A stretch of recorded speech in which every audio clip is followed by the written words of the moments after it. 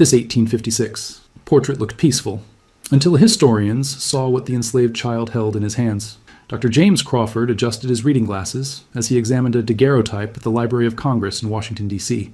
It was February 2024, and he'd been cataloging antebellum photographic collections for 8 months. Most images blurred together, stiff poses, formal attire, faces frozen in time by the limitations of early photography. But this daguerreotype stopped him cold. The image, dated September 1856, showed the Caldwell family of Richmond, Virginia. Mr. Thomas Caldwell stood beside his wife Eleanor, both dressed in their finest. Their 2 daughters, approximately 10 and 12 years old, wore elaborate white dresses with lace collars. The interior setting was opulent, heavy velvet curtains, ornate wallpaper, polished mahogany furniture visible in the background. To the right of the family group stood a young black boy, perhaps 7 or 8 years old. He wore simple cotton clothing, his feet bare against the patterned carpet. His posture was rigidly straight, his face serious, eyes slightly downcast. According to the notation on the daguerreotype's case, the boy's name was Benjamin. James had seen countless photographs like this, wealthy Southern families posing with enslaved children, displaying their property as casually as they displayed their fine furniture. It always made his stomach turn, but it was part of the historical record he'd devoted his career to preserving. He was about to move on to the next image when something caught his eye. Benjamin's hands were positioned in front of his body, fingers loosely clasped. But there was something odd about the way his right hand was positioned. The fingers weren't quite relaxed. They seemed to be holding something. James leaned closer to the monitor where he'd scanned the daguerreotype at high resolution. The quality of this particular image was exceptional. Daguerreotypes were known for their sharpness, but this one was extraordinary. Every detail was crisp. Individual threads in the curtains, the grain of the wooden furniture, even the texture of Benjamin's hair. He zoomed into the boy's hands, enlarging the image until the fingers filled his screen. His breath caught in his throat. There, partially concealed between Benjamin's curved fingers, pressed against his palm by his thumb, was a small metal object. At first glance in the full portrait, it was nearly invisible, just a shadow, a trick of light. But magnified, enhanced, there was no mistaking what it was. A key. Small, delicate, made of iron or steel, the type of key used in the 1850s for locks on shackles, manacles, chains. James sat back in his chair, his heart pounding. This wasn't just a formal family portrait. This was something else entirely. A 7-year-old enslaved child, forced to stand motionless for this photograph, was secretly holding a key in his hand. A key his enslavers clearly hadn't noticed, or the photograph would never have been taken. What did this key unlock? How had Benjamin obtained it? And most importantly, what had he planned to do with it? James knew he couldn't make assumption. He needed context, documentation, evidence. But as he stared at that small hand clutching that forbidden object, he felt the weight of a story demanding to be told. Benjamin had stood there in 1856, maintaining perfect stillness for the long exposure time required by daguerreotype photography, all while hiding something that could have gotten him killed if discovered. What had happened next? James needed to find out. James spent the next 3 days gathering every document he could find related to the Caldwell family of Richmond, Virginia. The Virginia Historical Society had extensive records. The Caldwells had been prominent tobacco merchants with significant wealth and social standing in antebellum Richmond. Thomas Caldwell's business ledgers were meticulous, documenting not just his tobacco transactions, but also his property, the human beings he claimed to own. James found Benjamin's name listed. Benjamin, age 7, house servant, son of Rachel, cook, and Samuel, field worker, deceased 1854. Benjamin's father was dead. That detail struck James immediately. Samuel had died 2 years before this photograph was taken. How? The ledger simply noted deceased, with no explanation. A common omission in records that treated enslaved people as livestock rather than humans. James found more. A household inventory from 1856 listed the contents of the Caldwell mansion room by room. In the basement storage area, among tools and supplies, there was a notation: iron restraints, 2 sets, chains, locks, for security and discipline. So the Caldwells kept shackles in their home. The key Benjamin held could have unlocked those restraints. But why would a 7-year-old boy risk everything to hide a key in his hand during a formal photograph? What was he planning? James turned to Eleanor Caldwell's personal correspondence, preserved in a collection of family letters. Most were mundane: invitations to social events, discussions of household management, complaints about servants. But one letter, dated August 1856, just weeks before the photograph, caught his attention. Eleanor wrote to her sister in Charleston: "We have had troubles with Rachel's boy, the one called Benjamin. Thomas says the child is sullen and disobedient, influenced no doubt by his mother's grief. Rachel has been difficult since Samuel's passing, though I have tried to be patient. Thomas insists discipline must be maintained. The boy witnessed his father's punishment and has not been the same since. I fear we may need to sell him if his attitude does not improve. Though Rachel would be devastated, the child is quite attached to his mother." James read the passage 3 times, his jaw clenched. Benjamin had witnessed his father's punishment. Samuel's death in 1854 hadn't been from illness, it had been from violence, and Benjamin had seen it happen. Now, 2 years later, Benjamin was holding a key in a photograph, a key to shackles. Was this about escape? About freeing his mother? About revenge? James needed to find out what happened after the photograph was taken. He searched through Caldwell family records from late 1856 and into 1857, looking for any mention of Benjamin, Rachel, or unusual incidents. Then he found it, a brief entry in Thomas Caldwell's personal diary, dated October 12, 1856, barely 6 weeks after the photograph. Discovered theft of basement key. Investigated and found evidence of tampering with storage locks. Rachel's boy Benjamin questioned. Object recovered. Severe measures required to maintain order and prevent future incidents. Boy to be sold south immediately. James felt sick. Benjamin had been caught. The key in the photograph. He'd stolen it, hidden it, and whatever he'd planned had been discovered. And the consequence was being sold south, separated from his mother, sent to the brutal labor camps of the Deep South's cotton and sugar plantations, where enslaved children often didn't survive. But there had to be more to this story. What had Benjamin been trying to do? Had he succeeded, even partially, before being caught? And what happened to Rachel, his mother? James knew his next step. He needed to trace Benjamin's story after 1856, and he needed to find out if any descendants of Rachel or Benjamin still existed who might hold pieces of this family's history. James contacted the Virginia Museum of History and Culture, where a specialist in antebellum slave records, Dr. Monica Price, agreed to help. Monica was an expert in tracing the sales and movements of enslaved people through bills of sale, auction records, and plantation ledgers. Being sold south in 1856 was essentially a death sentence for a child, Monica explained when they met. The mortality rate for enslaved children in Deep South cotton and sugar plantations was horrific. Many didn't survive their first year. She pulled up digitized records from New Orleans auction houses, the primary market for enslaved people sold from the Upper South to the Deep South. If Benjamin was sold in October 1856 from Richmond, he would have been transported by ship or overland coffles to New Orleans. Let me search. James watched as Monica navigated through databases containing thousands of names. Human beings reduced to entries in ledgers, valued like cattle, their lives documented only as transactions. After 20 minutes, Monica pointed at her screen. Here. November 1856, New Orleans. Sale record from the firm of Templeton and Bradford. Boy Benjamin, age 7, sound health, house trained, from Virginia State. Purchased by a Mr. Henri Devereaux of St. Charles Parish, Louisiana. James felt his chest tighten. A sugar plantation? Monica nodded grimly. One of the largest in Louisiana. Devereaux was known for brutal conditions. The harvest season from October to January was called the grinding. 18-hour days, children working alongside adults, frequent injuries and deaths. Would there be records from the plantation itself? Possibly.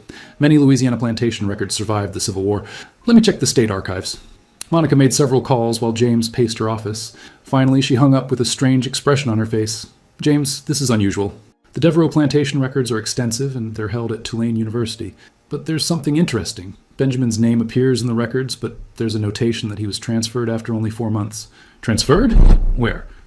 To a different owner entirely, a free woman of color in New Orleans named Josephine Laurent. She purchased him in March 1857. James stared at her. Free people of color did sometimes own enslaved people in Louisiana, but it was rare, and often they purchased family members to protect them from harsher owners. Could Josephine have been family? I don't know, but this is worth investigating. Let me contact Tulane and see if we can access the full records. 3 days later, James was on a plane to New Orleans. Tulane's special collections had agreed to let him examine the original plantation ledgers and the bill of sale for Benjamin's transfer to Josephine Laurent. The documents told a remarkable story. Benjamin had indeed worked on the Devereaux plantation for 4 brutal months during the 1856 grinding season.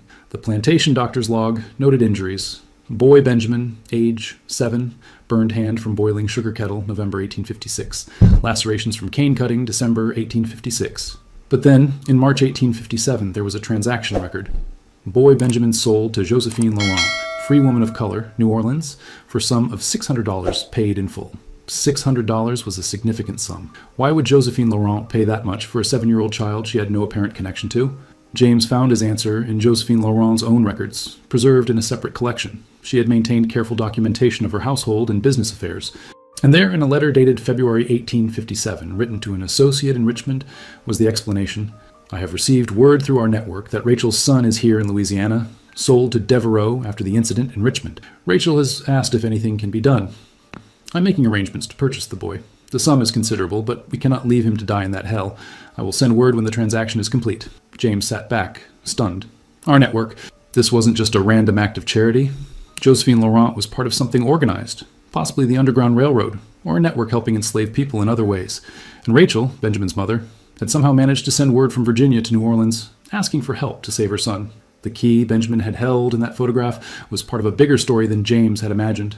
James returned to Virginia with new questions. If Rachel had connections to a network sophisticated enough to locate her son in Louisiana and arrange his purchase by a free woman of color, then she wasn't just a cook in the Caldwell household. She was part of an organized resistance network. He needed to find out more about Rachel herself. Back at the Virginia Historical Society, James searched for any additional mentions of her in Caldwell family documents or other Richmond records. He found a reference in the records of First African Baptist Church in Richmond, one of the few black churches that existed in the antebellum South. The church had maintained careful and often coded records of its members and activities. Rachel's name appeared in the membership rolls from 1850 onward. More interestingly, there were cryptic notations beside certain names, including Rachel's. Sister Rachel provides sustenance to travelers. James knew that travelers was often code for freedom seekers using the Underground Railroad. Was Rachel hiding and feeding people attempting to escape? He found confirmation in an unexpected place.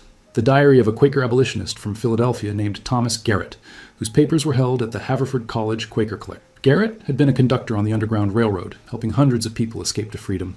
In an entry from 1855, Garrett wrote, "Received word from our Virginia contact that 3 souls successfully departed Richmond.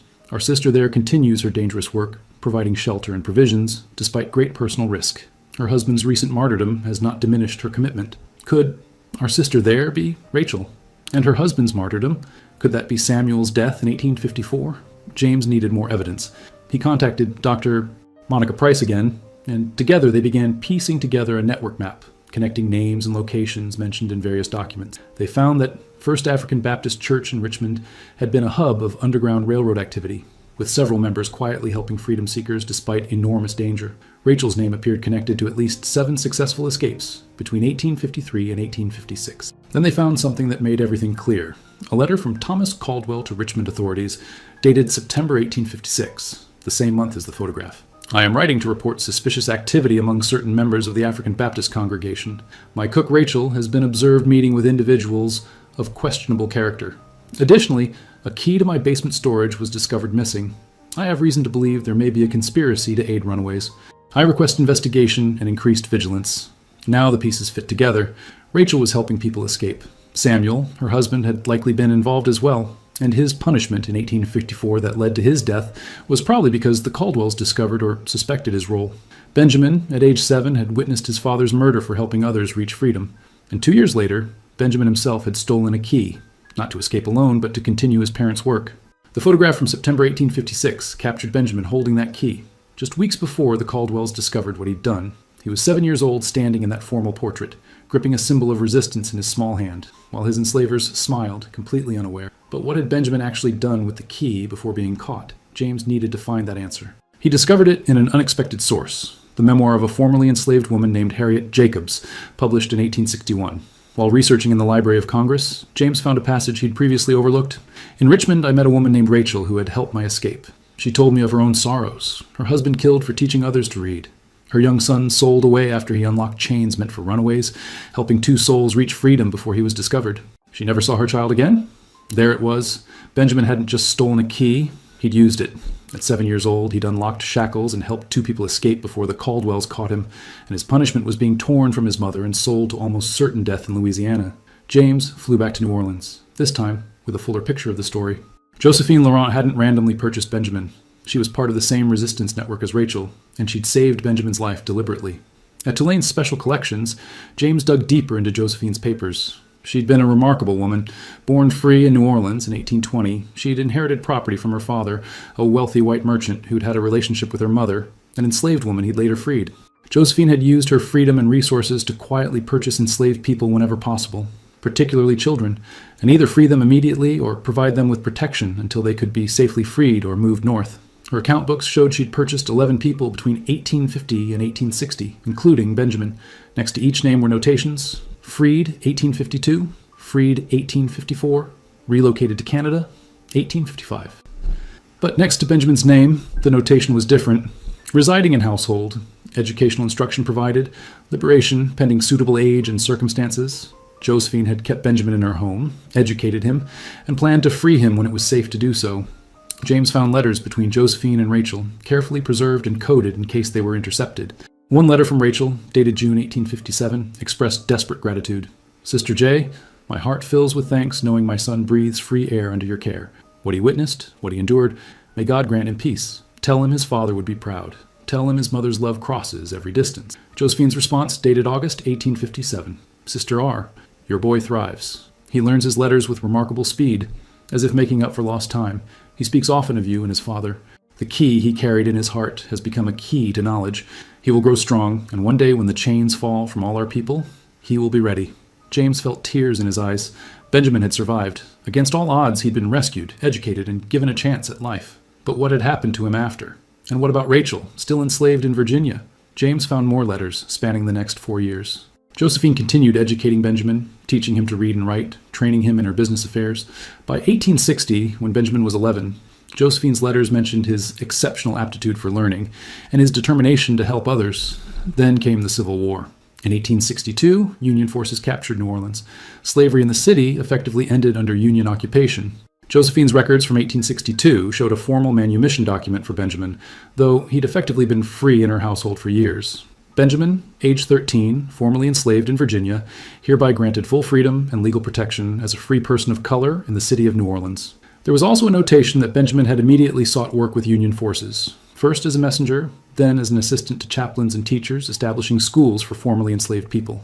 At 13, Benjamin was already following his parents' legacy, helping others gain the education and freedom that had cost his father his life. But James still had questions. What happened to Rachel? Had mother and son ever reunited? And what became of Benjamin in the years after the war? The next phase of research would take him back to Virginia and then to Washington, tracing both Benjamin's and Rachel's stories through the war years and Reconstruction. As he prepared to leave New Orleans, James looked once more at that daguerreotype from 1856. 7-year-old Benjamin, standing rigid in the Caldwell mansion, secretly clutching a key he would use to free 2 people before being torn from his mother and sent to die in Louisiana. Except he hadn't died. He'd survived, been rescued, educated, and freed. The key in his hand had been literal, but it had also been symbolic, a key to resistance, to knowledge, to freedom. And Benjamin's story was far from over. Back in Virginia, James searched for what happened to Rachel after Benjamin was sold away in 1856. The Caldwell family records showed she'd remained in their household as a cook through 1859, but there were notations indicating she was sullen and uncooperative after her son's sale. Unsurprising, given that she'd had her child ripped away as punishment for his act of resistance. Then, in April 1861, everything changed. The Civil War began with a Confederate attack on Fort Sumter. Richmond became the capital of the Confederacy, and the city transformed into a military hub. The Caldwell household records became sporadic during the war years, but James found references to Rachel in other sources. The records of First African Baptist Church showed she'd continued attending services throughout the war, and the church had become even more active in its resistance work once the war began. James discovered something extraordinary in the papers of Elizabeth Van Lew, a Richmond woman who'd run a Union spy ring from her home throughout the war. Van Lew's coded records, preserved at the Virginia Historical Society, contained references to informants and helpers in Richmond's black community. One entry from 1863 read, "Our sister at the Caldwell house continues providing intelligence regarding Confederate supply movements. Her position in the household grants valuable access." Rachel had become a Union spy. James found confirmation in Union Army records. Major General Benjamin Butler, who'd commanded Union forces in Virginia, had maintained a list of Richmond civilians who'd provided intelligence to the Union. Rachel's name appeared with a notation. Cook in Confederate household, provided consistent and reliable information regarding troop movements and supply chains. Information contributed to Union military success in the region. Shut. Rachel hadn't just mourned her stolen son and murdered husband. She'd fought back, using her position in the Caldwell household to undermine the very system that had destroyed her family. The Civil War ended in April 1865 with Richmond's fall to Union forces. James found Rachel's name in Freedmen's Bureau records from May 1865. Rachel, age 39, formerly enslaved by Caldwell family, seeking information regarding son Benjamin, last known to be in Louisiana. Rachel had survived, and her first act upon gaining freedom was trying to find her son. James knew from his research in New Orleans that Benjamin was alive and working with freed people in Louisiana in 1865. But had Rachel's search found him? Had they reunited? The answer came from an unexpected source. While researching in Richmond's Black History Museum, James found a collection of letters donated by descendants of First African Baptist Church members. Among them was a letter dated October 1865, written by Benjamin to the church's pastor, Reverend John Jasper. Reverend Jasper, I write to share joyous news. My mother Rachel arrived in New Orleans last week. having traveled by steamboat from Richmond, after receiving word of my location through the Freedmen's Bureau. We embraced for the first time in 9 years. She wept to see me grown to a young man of 16. I wept to finally hold her again. The years of separation cannot be reclaimed, but we are together now, and both free. My mother tells me of my father's courage and of her own work helping others during the war. I'm proud to be their son. We plan to remain in New Orleans, where I continue teaching in the freedmen's schools. Mother will join the work as well. James sat back, overwhelmed with emotion. They'd found each other. After 9 years of separation, after Samuel's murder, after Benjamin's near death in Louisiana, after Rachel's years of dangerous resistance work, they'd survived and reunited. But the story still wasn't complete. James needed to know what happened to them in the years after 1865, during Reconstruction and beyond. James traveled to New Orleans once more, this time specifically searching for records of Benjamin's and Rachel's activities during Reconstruction. The city's Freedmen's Bureau records were extensive. New Orleans had been a major center for educating formerly enslaved people after the war. He found Benjamin's name repeatedly in school records from 1865 to 1870. By age 16, Benjamin was already teaching basic literacy to adults and children. By age 18, he had become head teacher at a freedmen's school in the Tremaine neighborhood, one of the oldest African-American communities in the United States. Rachel's name appeared in the same records. She worked alongside her son, teaching domestic skills and literacy to formerly enslaved women, helping them navigate their new freedom. But James found something else. Both Benjamin and Rachel were listed as members of the Louisiana Equal Rights League, an organization founded by free people of color and formerly enslaved people to fight for civil rights, voting rights, and equal treatment under the law. In the League's meeting minutes from 1867, Benjamin had given a speech.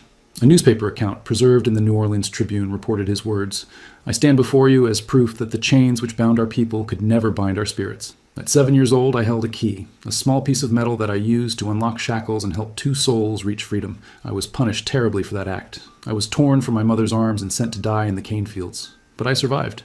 I survived because people in this very community, people like Josephine Laurent, who gave her resources to purchase and free enslaved children, refused to let me perish. I survived because my mother, still enslaved in Virginia, moved heaven and earth to save me. And I survived because my father, murdered for teaching people to read, taught me that knowledge is the truest freedom. That key I held as a child was real, but it was also a symbol.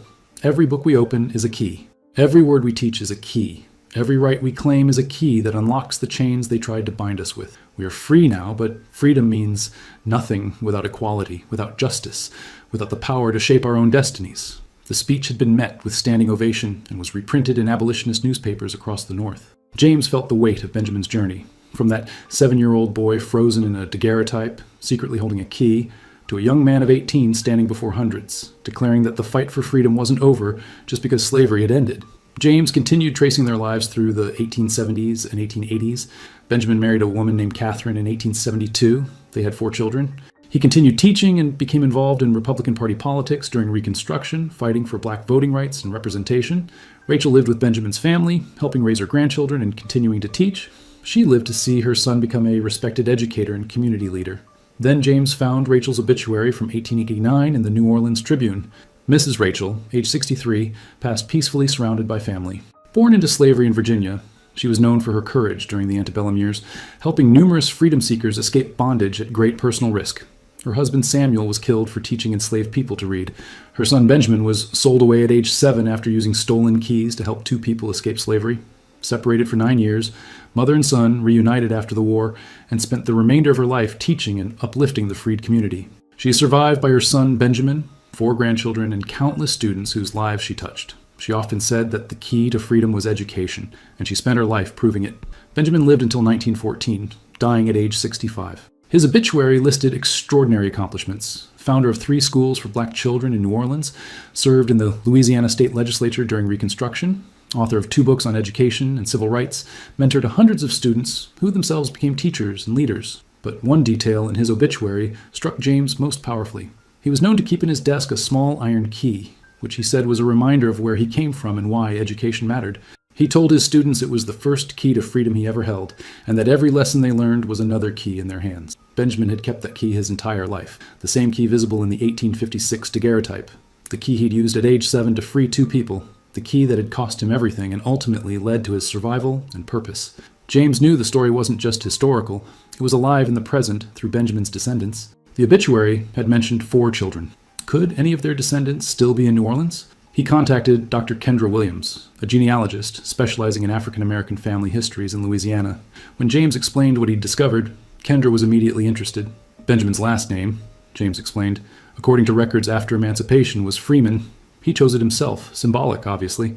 Kendra searched through census records, birth certificates, marriage licenses, and death certificates, building a family tree that extended from Benjamin and Catherine's 4 children, Marcus, Sarah, Thomas, and Ruth, named after Benjamin's mother, down through 5 more generations. 3 weeks later, Kendra called James with news. "I found them. Benjamin Freeman has living descendants in New Orleans. His great-great-great-granddaughter is named Denise Freeman Carter. She's a teacher. Actually, she's a principal at a public elementary school in New Orleans. I reached out to her, told her about your research. She wants to meet you." James flew to New Orleans immediately. Denise Freeman Carter was a woman in her mid-50s with warm eyes and a commanding presence. They met at her school, where photographs of historical black educators lined the hallway. And there, among them, was a photo James recognized from his research.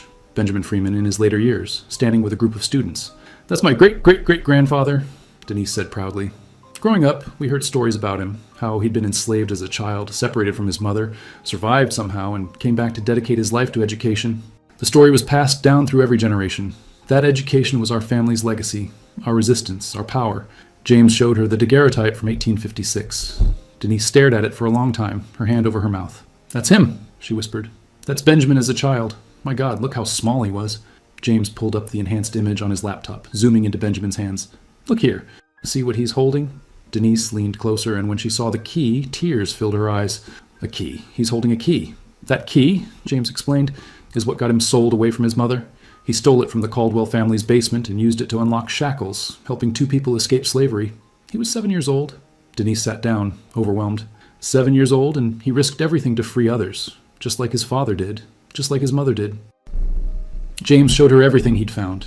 The letters between Rachel and Josephine Laurent, Benjamin's speech from 1867, Rachel's obituary, Benjamin's own obituary, mentioning that he'd kept the key his entire life. "Do you know?" Denise asked quietly. "What happened to the key? Did it survive?" James shook his head. "I haven't found any record of it after Benjamin's death in 1914. It may have been lost, or kept by one of his children and then lost over the generations." Denise stood up. "Wait here." She left the office and returned 10 minutes later carrying a small wooden box, old and carefully preserved. "This box has been passed down in our family for generations. It was Benjamin's. When my grandmother died, she left it to my mother, and my mother gave it to me when I became a teacher. She said it was important, that it represented who we are." She opened the box. Inside, wrapped in aged cloth, was a small iron key. James stared, barely breathing. "That's it. That's the key from the photograph." Denise lifted it carefully. "We always knew this key was important, but the details of the story had gotten fuzzy over generations.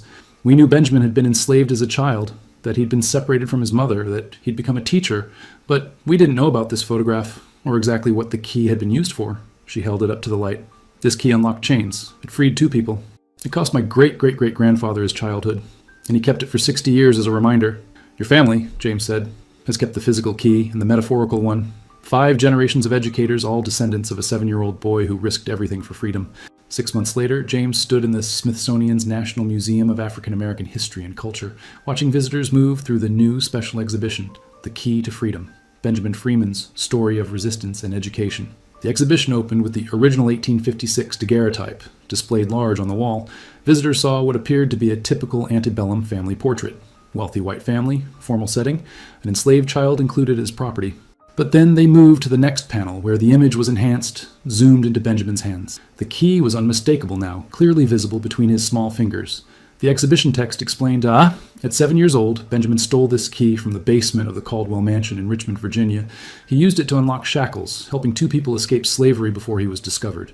His punishment was to be sold south to Louisiana, separated from his mother Rachel, sent to work in brutal conditions that killed most children within a year. But Benjamin survived, and this key became a symbol of resistance that he carried for the rest of his life. The next sections told the full story. Samuel's murder for teaching people to read, Rachel's work with the Underground Railroad, Benjamin's rescue by Josephine Laurent, mother and son's reunion after 9 years, their work during Reconstruction, Benjamin's legacy as an educator and civil rights advocate. One wall displayed letters between Rachel and Josephine, showing the network that had saved Benjamin's life. Another section featured Benjamin's 1867 speech about keys and freedom, his words enlarged on the wall. The centerpiece of the exhibition was a glass case containing the key itself, the actual key from the photograph, loaned by Denise Freeman Carter. Visitors lined up to see it, this small piece of iron that represented so much. Next to the key was Benjamin's photograph from 1890, showing him as a teacher surrounded by students, and then photographs spanning 5 generations of Freeman family educators, all the way to Denise herself standing with her students. The final section was interactive, allowing visitors to explore how many other antebellum photographs might contain hidden stories of resistance. James had worked with a team to analyze dozens of similar portraits, finding other small acts of defiance. A woman wearing a forbidden piece of jewelry, a man with a book partially visible in his pocket, children positioned in ways that blocked overseers from view. Every formal portrait from this era, the text explained, was carefully staged to present slavery as benign. But resistance leaked through in small ways, in the things people held, wore, or hid. Benjamin's key is the most dramatic example we've found, but it reminds us to look closer at every image, every document, every object from this period. Hidden stories of courage are everywhere, waiting to be discovered. The exhibition became one of the museum's most visited. News outlets covered it extensively. Documentary filmmakers began developing Benjamin's story for television, and schools across the country requested traveling versions of the exhibition. But for James, the most meaningful moment came when Denise brought her students to see it. 30 elementary school children, ages 7 to 10, the same ages as Benjamin in the photograph, stood before the image of their principal's ancestor, staring at that small hand holding that forbidden key. One little girl raised her hand. "Ms. Denise, was Benjamin scared?" Denise knelt down. "Yes, baby, he was terrified. He just watched his father killed for helping people. He knew if he got caught with that key, terrible things would happen. But he did it anyway, because 2 people needed help, and he had the power to help them." "Now, that's brave," the girl said softly. "It is brave," Denise agreed. "And you know what? Benjamin was your age, 7 years old, just like some of you. He proved that even children have power, even in the darkest circumstances. He used that power to free others. And when he grew up, he used his power to teach, to fight for rights, to build a better world." She stood up, addressing all her students. "That's why I became a teacher, and why your parents sent you to school. Education is still a key, the most powerful key there is. Benjamin knew that. His father died believing that. His mother fought for that. And now all of you hold that key every time you open a book, every time you learn something new, every time you use knowledge to make a difference." The exhibition traveled to museums across the country over the next 2 years. In Richmond, where Benjamin had been enslaved and his father murdered, thousands of visitors came to see the story. The Virginia Historical Society created a permanent display about the Caldwell family and the people they'd enslaved, no longer presenting plantation history as genteel Southern culture, but as the brutal system of exploitation it was. In New Orleans, where Benjamin had nearly died but instead survived and thrived, the exhibition was displayed at the same time as a ceremony renaming a school in the Treme neighborhood, Benjamin Freeman Elementary. Denise Freeman Carter spoke at the dedication. "My great-great-great-grandfather spent his life proving that the key to freedom is education. He held a literal key at 7 years old and used it to free 2 people. He held metaphorical keys his entire life, books, lessons, knowledge, and used them to free thousands. Now his name will be on this school, reminding every child who walks through these doors that they too hold keys, and they have the power to unlock doors, break chains, and free themselves and others." James continued researching, writing a book about Benjamin's story that was published to critical acclaim. But more importantly, the story sparked a broader movement. Historians, genealogists, and archivists began systematically analyzing antebellum photographs, looking for hidden stories of resistance. They found dozens, enslaved people wearing colors that were forbidden, holding objects that shouldn't have been in their possession, positioned in ways that conveyed silent protest. Each photograph revealed another story of people who'd refused to be reduced to property, who'd maintained their humanity and agency even in photographs designed to deny both. Museums began featuring these stories prominently. School curricula incorporated them. The narrative of slavery began shifting, from passive victimhood to active resistance, from erasure to recognition, from silence to voice. 5 years after James first noticed that key in Benjamin's hand, he received an email from a teacher in Chicago. She'd taken her class to see the traveling exhibition, and one of her students, a 7-year-old boy, had been deeply moved by Benjamin's story. "He asked me," the teacher wrote, "what his key could be. What power did he have to help others like Benjamin did? So we talked about it as a class. We decided that kindness is a key, knowledge is a key, courage is a key. Now my students talk about using their keys whenever they help someone, stand up for what's right, or work hard to learn something difficult. Benjamin's story from 168 years ago is teaching my students how to be better people today." James shared the email with Denise, and she wept.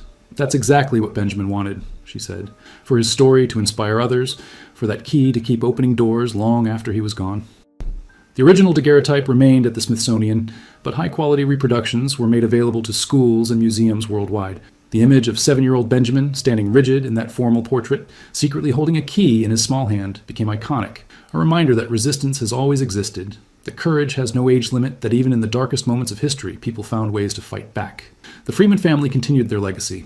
Denise's daughter became a teacher. Her son became a civil rights lawyer.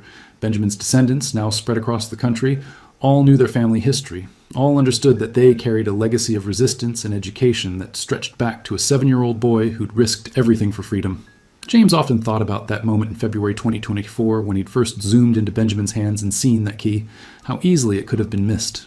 How easily Benjamin's story could have remained buried in archives, unknown and untold. But it hadn't been missed.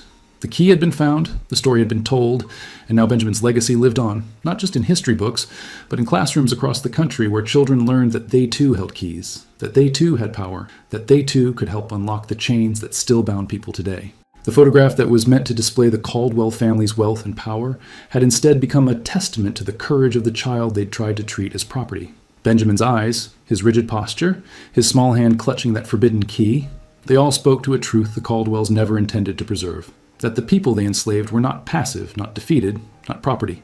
They were human beings who resisted, who fought, who held keys both literal and metaphorical, and who unlocked doors that slaveholders tried desperately to keep closed. Benjamin Freeman's key had opened shackles in 1856. In 2024, his story was still opening minds, still breaking chains, still teaching new generations the lesson his father had died for, that knowledge is freedom, education is power, and resistance is not just possible, it's essential. The key remained in its case at the Smithsonian, a small piece of iron that had changed everything. And every day, visitors stood before it, seeing not just a historical artifact, but a reminder, we all hold keys, and the question isn't whether we have power, it's how we choose to use it.